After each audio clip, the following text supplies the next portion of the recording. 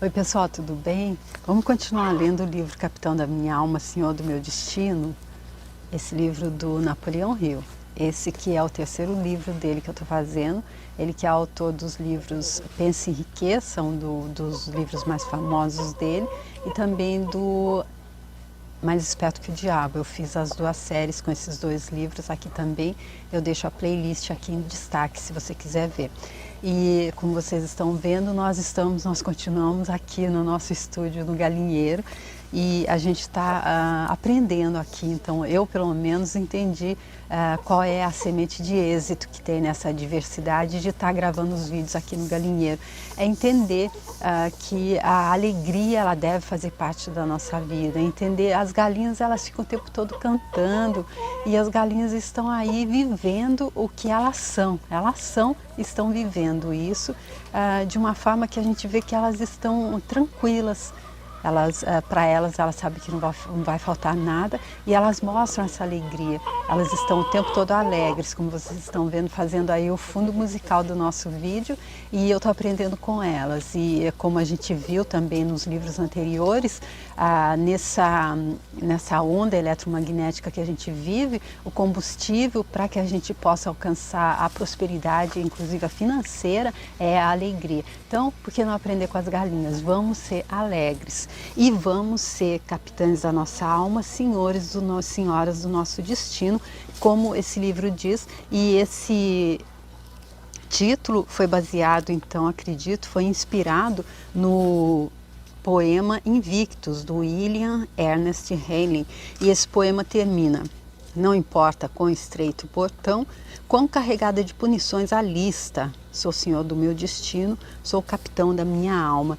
E eu acredito que ele tenha trazido esse poema que termina dessa forma exatamente para que a gente possa entender que é possível fazer essa travessia nessa realidade do dual, nessa realidade do relativo, onde nada é absoluto e tudo tem a sua contrapartida, tudo tem o seu lado oposto, mas porém há o absoluto que é Deus que está em nós, que é a centelha divina que habita em nós. Então quando a gente entrega a nossa vida, a nossa jornada, então, para essa centelha divina que ele aqui chama do outro eu e que o Saint-Germain, no livro de ouro de Saint-Germain, chama de a presença eu sou e que o professor Hélio Couto chama de a centelha divina. Então, quando a gente entrega nas mãos dessa divindade em nós, então não importa quão estreito o portão, quão carregado de punições, e eu acredito punições entre aspas, a lista, porque tudo que, como ele disse nesse livro, está repetindo nesse livro e disse nos anteriores também, há uma semente de êxito em cada diversidade. Ou seja, como a professora Lúcia Helena diz também, a vida é pedagógica. Tudo que nos acontece é lição e é uma forma de nos ajudar a melhorar, a evoluir, que é a única coisa que a gente está fazendo aqui. E como é que a gente ajuda, dá uma mão para a nossa centelha nos ajudar? Sendo os senhores do nosso destino e o capitão da nossa alma, tomando conta do que a gente pensa, porque é através do que a gente pensa que a gente vai gerar um sentimento e é esse sentimento que vai nos levar para a vibração que vai nos trazer aquilo que a gente está colocando no campo. Se a gente, em que frequência a gente está vibrando, é dessa forma que a gente vai receber. Então tudo que a gente está vivendo depende daquilo que a gente está pensando. A Oprah Winfrey, que disse que conheceu esse poema Invictus quando ela tinha apenas 8 anos, ela disse que bem mais tarde, quando ela entendeu a profundidade das palavras do poema, ela entendeu o que queria dizer resumidamente: eu sou responsável. Tá bom? Então eu acredito que para ser responsável pelo nosso destino, capitão da nossa alma, a gente tem que aprender como pensar de forma a levar a nossa vida para a correnteza da abundância e da prosperidade. Então, no primeiro capítulo, ele falou sobre a visão criativa. E aqui no segundo capítulo, ele vai falar do pensamento organizado. Mas antes de entrar direto nesse tema, ele faz a introdução a esse capítulo. Vamos ver então. A análise de Andrew Carnegie sobre o pensamento organizado foi apresentada no fim deste capítulo por ser essencial para que se tenha uma perspectiva completa de todos os fatores. A primeira parte deste capítulo estabelece o que aprendi sobre pensamento organizado com Carnegie e outros homens que entrevistei. A análise da primeira metade deste capítulo inclui 3 gráficos nos quais foi apresentado cada fator relacionado ao pensamento organizado. Essa é a primeira vez que se tentou apresentar um gráfico completo mostrando, em perspectiva clara, todos os departamentos da mente, todas as fontes de estímulo para o pensamento, bem como o relacionamento próximo e a importância de todos os departamentos da mente. Então aqui ele adiantando que ele vai trazer um gráfico para que fique mais fácil a gente entender, então, como é que se faz para ter o pensamento organizado. O gráfico número 1 é a chave para todo capítulo e deve ser estudado cuidadosamente antes de o leitor se dedicar ao restante do capítulo. Na verdade, seria útil se o gráfico fosse ampliado em uma folha de papel de 1 metro quadrado, pelo menos, e colocado onde possa ser visto diariamente pelo leitor. A legenda descritiva do gráfico, que aparece na página oposta a ele, também deve ser copiada e ampliada. Então aqui ele dizendo que a necessidade de se estar copiando esses gráficos, e para quem não tem um livro então vai ficar um pouco difícil, então o que eu vou fazer vai ser ler exatamente o que está escrito da forma que está escrito e deixar aqui então a imagem também, se for possível, não sei se eu consigo fotografar e colocar na descrição. Vou ver se é possível, tá? Se for eu coloco, se não eu leio exatamente como está o gráfico e vai ser dessa forma que eu vou poder fazer, tá bom? E então ele continua. Não se deixe confundir pela aparente complexidade desse gráfico, porque você reconhecerá, quando terminar esta lição, que todos os departamentos da mente foram tão sabiamente coordenados que operam em harmonia e com menos detalhamento do que é necessário para discar um número em um telefone moderno. Aqui então ele trazendo, mostrando quanto cada departamento da mente é tão sabiamente coordenado que opera em harmonia, mas de forma simples, mais fácil do que estar teclando um número de telefone. O gráfico número 2 estabelece os passos necessários para se alcançar um objetivo definido. Estude-o cuidadosamente, porque ele é essencial para se alcançar o sucesso. O gráfico número 3 explica como os pensamentos são formados. Todos os fatores descritos nesse gráfico trabalham com tanta perfeição que funcionam automaticamente no desempenho de uma parte de seus respectivos deveres. E todo o sistema pode ser posto em operação simplesmente pelo uso da força de vontade. Então, ele dizendo que os gráficos podem até parecer complicados, que esses gráficos vão nos mostrar como organizar os nossos pensamentos de uma forma simples e que a nossa parte vai ser ter força de vontade, vai ser estar disposto a fazer, né? Quero chamar a sua atenção especialmente para 2 fatores importantes mostrados nesse gráfico: a faculdade da vontade e a faculdade das emoções. Esses são os 2 departamentos da mente que você precisa controlar se quiser se tornar um pensador organizado. Então, ele já resumindo, eu acredito que nem que a gente não consiga ter acesso ao gráfico da forma como ele está falando, ele vai explicar aqui o que eles vão trazer para a gente, e um dos pontos eu acredito seja esse, que há 2 departamentos da mente que a gente precisa controlar se a gente quiser se tornar um pensador organizado. E que esses 2 pontos, então, são a faculdade da vontade e a faculdade das emoções. E aí volta ali naquela parte, né?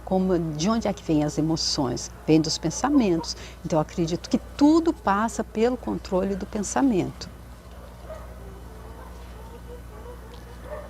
Em cada cérebro tem um conflito interno entre as emoções e a força da vontade. E para a maioria das pessoas, as emoções levam a melhor no conflito. Não é só força de expressão quando dizemos que o mundo é controlado pelas emoções dos homens. Aqui então ele dizendo que realmente é a emoção que leva à ação e é a emoção então que acaba criando a realidade.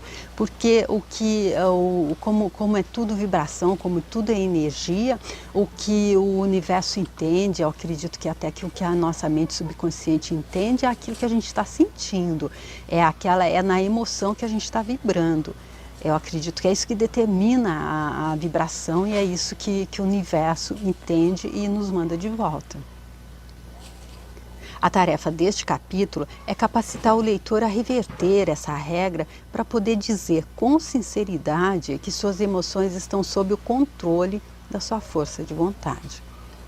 Aí então, ele diz que esse capítulo vai nos capacitar a reverter essa regra de que a gente vai ser guiado pelas emoções. Não, nós vamos ser guiados então pela nossa força de vontade. Somos nós que estamos no comando, é nós que nós vamos escolher os nossos pensamentos e assim nós vamos poder também ser senhores das nossas emoções. Este capítulo apresenta, a partir de muitos ângulos, os meios pelos quais se pode transformar a faculdade da vontade no verdadeiro chefe dos outros departamentos da mente. Então, isso tudo vai passar pela nossa vontade, pela nossa é a escolha, pela nossa escolha, não é?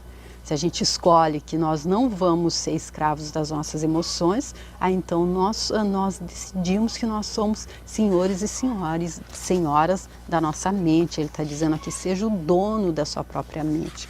Então, se a gente consegue ser o dono da nossa mente, nós não vamos nos guiar pelas nossas emoções.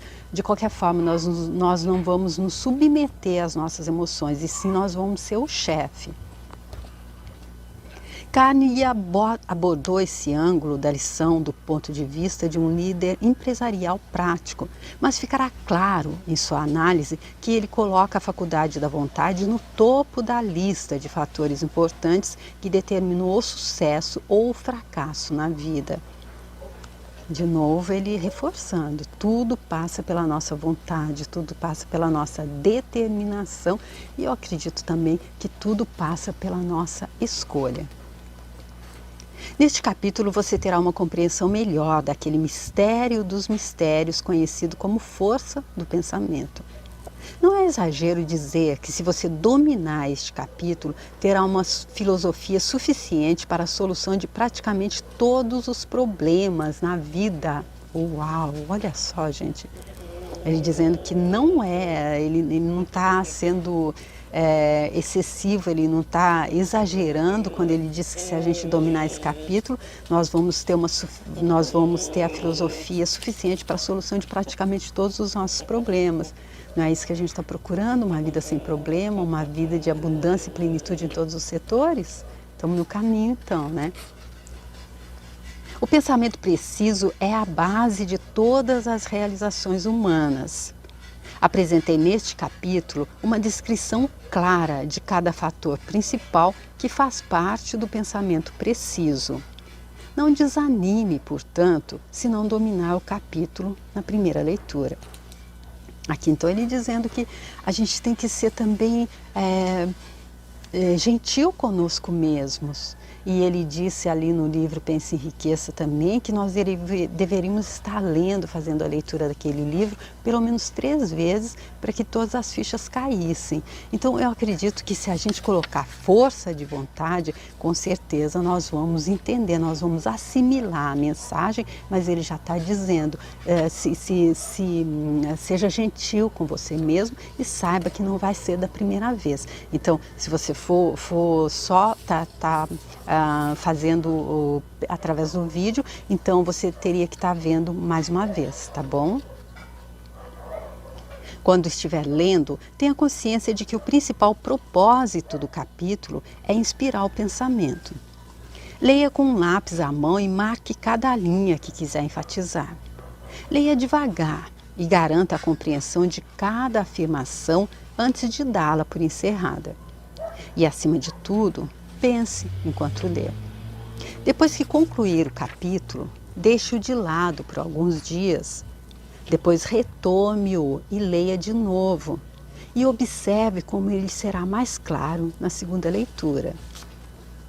E essa observação que ele está fazendo já é bem comum, né? A gente entender que a gente lê um livro e passa algum tempo, a gente vai ler novamente, tem coisas que parece que nem estavam ali, da primeira vez passa batido, da segunda vez a gente já tem uma outra forma de ver, parece que a gente vai, cada vez que a gente lê, a gente vai um pouco mais fundo. Finalmente, lembre-se de que uma parte importante deste capítulo não foi apresentada nestas páginas. É a parte que existe em sua mente, consiste em sua experiência, sua habilidade, educação e seus hábitos de pensamento. Eu acredito que ele deve estar incluindo também aí nas entrelinhas as nossas crenças, não é? Porque os nossos pensamentos, eles derivam bastante das nossas crenças. E normalmente quando a gente está vivendo na falta e na escassez em qualquer que seja o setor, é porque a gente tem algumas crenças negativas, não é? Especialmente se a gente quer ser rico, mas a gente cultiva crença negativa sobre o dinheiro. Já imaginou aquela crença de que dinheiro é sujo? Então, se a gente tem, por exemplo, a gente quer ter um amigo e aí mas ele sabe que a gente acha que ele é sujo. Ele não vai querer chegar perto da gente, poxa, ele vai se sentir ofendido com isso. Poxa, ela pensa que eu sou sujo, ele pensa que eu sou sujo, então não vou servi-lo. Eu acredito que seja mais ou menos só para falar só nessa crença. Então, ele dizendo que nem tudo foi uma parte importante desse capítulo, não foi apresentada porque ela está na nossa mente e consiste então em estar, eu acredito, nos liberando. É isso que ele está dizendo aqui, que consiste na experiência, na habilidade, educação dos hábitos de pensamento, ou seja, consiste em estarmos nos liberando das crenças que limitam os nossos pensamentos e fazem com que a gente tenha pensamentos que criam sentimentos que nos fazem vibrar de uma forma mais lenta, que como tudo é vibração e tudo é energia, então é dessa forma que a gente determina a nossa realidade, como é que está, em que grau, em que amplitude a gente está vibrando. Acrescente tudo isso ao que é oferecido neste capítulo e terá enriquecido sua mente em proporções incomensuráveis. Ao abordar o capítulo, tenha em mente que seu único propósito é apresentar a você os poderes funcionais de sua mente, descrevendo como essas funções podem ser controladas e dirigidas para fins definidos. Então, ele deixando claro aqui que o propósito, então, desse capítulo é nos apresentar os poderes funcionais da nossa mente, como é que a nossa mente funciona e como é que a gente pode, então, controlar essas funções e dirigi-las para fins definidos. Espera-se que, por meio deste capítulo, você se torne capaz de tomar posse da própria mente e usá-la de forma efetiva para administrar todas as circunstâncias de sua mente em proveito próprio. Eu ficaria surpreso se soubesse que alguém leu este capítulo sem sentir uma elevação definitiva na autoconfiança, na força de vontade e no entusiasmo com as oportunidades da vida. Olha aqui que grande isso também, né? Olha só a perspectiva que ele está dando para a gente com relação a esse capítulo, que ele vai ficar surpreso se souber que alguém leu e não aumentou a autoconfiança, a força de vontade e entusiasmo. Eu acredito que nessa trinca aqui está tudo que precisa para que a gente possa começar a transformar os nossos pensamentos, mudar a nossa mente, ser donos da nossa mente, capitães da nossa alma, senhores do nosso destino, não é? Porque ali no livro Mais Esperto que o Diabo, ele diz que ele vive na mente de quem acredita nele, porém ele é a parte negativa do átomo, nessa realidade atômica. Então mas ele diz que quem abre a nossa mente para ele é o medo. E em outras páginas o Napoleão Hill explica que o medo ele está atrelado à dúvida e à a falta de confiança. E aquele dizendo que é difícil passar por esse capítulo sem ter uma elevação definitiva da autoconfiança. Acredito que só isso já vale a pena. A gente está bem concentrado para ler esse capítulo e estar disposto, com boa vontade, para realmente assimilar a informação, não é? Afinal, é o terceiro livro dele que a gente está lendo, que eu estou lendo, e se a ficha não caiu, todas as fichas não caíram ainda, poxa, que esse seja, não adoecer em 3, então que esse seja, que agora realmente eu possa captar, você possa captar também. Todos a quem essa lição foi ensinada notaram uma mudança completa em sua atitude mental, geral. Uma mudança que praticamente elimina medo, dúvida, indecisão e inatividade. Pronto. Olha aqui, uma mudança de atitude mental que nos libere do medo, dúvida, indecisão e inatividade é tudo, eu acredito, para alcançar sucesso em todos os setores. Este capítulo deve ter o efeito de fazer o leitor nascer de novo e, por intermédio desse renascimento, se descobrir, encontrar o eu que não sabia ter. Ou seja, aquela coisa de que o velho tem que estar sendo reformado, o velho realmente tem que estar sendo ficado para trás para que o novo nasça nessa nossa experiência humana, onde o nosso objetivo é a evolução. Então, ele dizendo aqui que esse capítulo deve ter o efeito de fazer o eleitor nascer de novo. Sim, todo mundo tem outro eu. Abrigada em cada pessoa existe uma dupla personalidade, um fato que psicólogos e psiquiatras podem confirmar. Então, ali no livro Mais Esperto que o Diabo, ele explica exatamente como foi que ele descobriu esse outro eu, que eu também acredito que seja a mesma presença eu sou e a centelha divina. E ele explica como é que ele deu total carta branca para esse outro eu guiar a vida dele, como a partir daí tudo correu como ele gostaria que fosse. E aí ele dizendo que isso não tem nada de oculto, não tem nada de misticismo, que é comprovado cientificamente. Ele diz que se nós quisermos encontrar o nosso maior amigo, o nosso maior inimigo, basta nos olharmos no espelho. Uma personalidade é negativa. Ela se alimenta da autolimitação, medo, dúvida e preocupação. A outra é positiva, alimenta-se de fé, coragem, crença definitiva no eu, iniciativa, entusiasmo e vontade de vencer. Ele então deixando bem claro aquilo que eu já ouvi chamar também de o lobo e o cordeiro.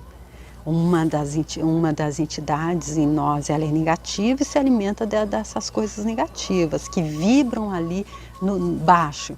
E a outra alimenta-se de coisas positivas que elevam a nossa vibração, e a gente já entendeu que como tudo é energia, o que depende daquilo que a gente vai receber de volta da vida é o nível da nossa vibração, em que sintonia a gente está vibrando. Então junte-se a mim e vamos combinar nossos esforços para matar essa personalidade negativa que tem se mantido entre vocês e as melhores coisas da vida. Isso é algo que podemos alcançar alimentando e incentivando o outro eu positivo. E como eu disse, ele falou que ele chamou outro eu do que o Saint-Germain, no livro de ouro de Saint-Germain, chama da presença eu sou. Eu acabei de fazer aqui na anterior, mais ou menos, alguns vídeos aí atrás, as 301 afirmações do livro de ouro de Saint-Germain, para estar então ativando essa presença eu sou na gente. E ele está dizendo aqui que isso é algo que podemos alcançar alimentando e incentivando esse outro eu, a presença eu sou em nós.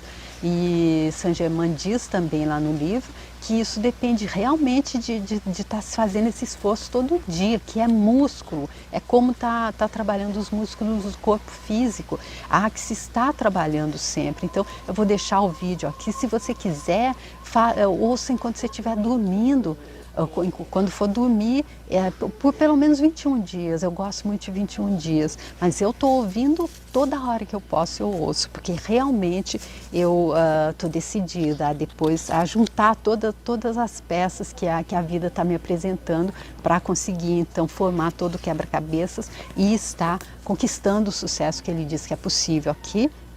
Quando ele então relembra as conversas dele com o mentor dele, o magnata Andrew Carnegie, apresenta os conceitos de visão criativa, pensamento organizado e atenção controlada. Ele ensina também como cultivar essas qualidades e explica a importância delas para a conquista do sucesso.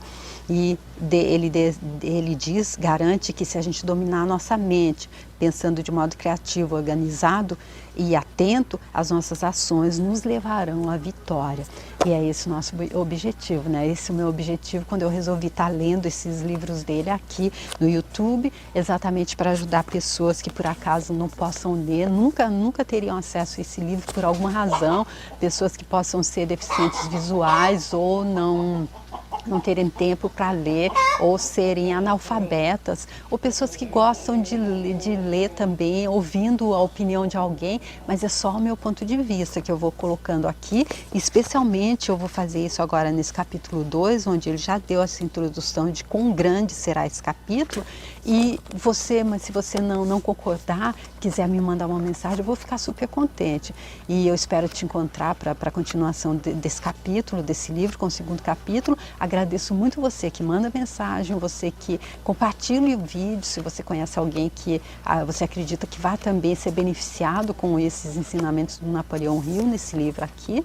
Então, você passa para essa pessoa, eu vou ficar super feliz. Se você quiser se inscrever no canal, eu tenho os outros livros dele e outros livros que eu fiz também nesse mesmo formato, tá bom? Eu espero muito que você possa vir comigo para o próximo vídeo. Obrigada, tchau!